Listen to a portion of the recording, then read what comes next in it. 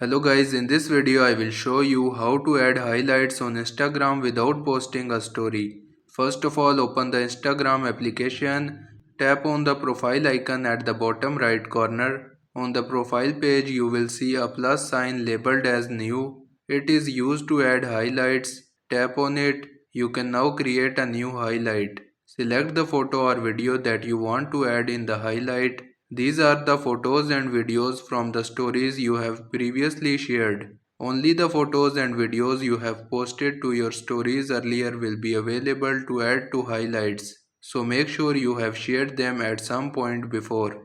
You can also choose multiple photos and videos. Once you have selected them, tap on the next option at the top right corner. Now add a suitable title for your highlight. Tap on done. After that the highlight will be added here. You can simply tap on it to view it, and this is how you can add highlights on Instagram without posting a story.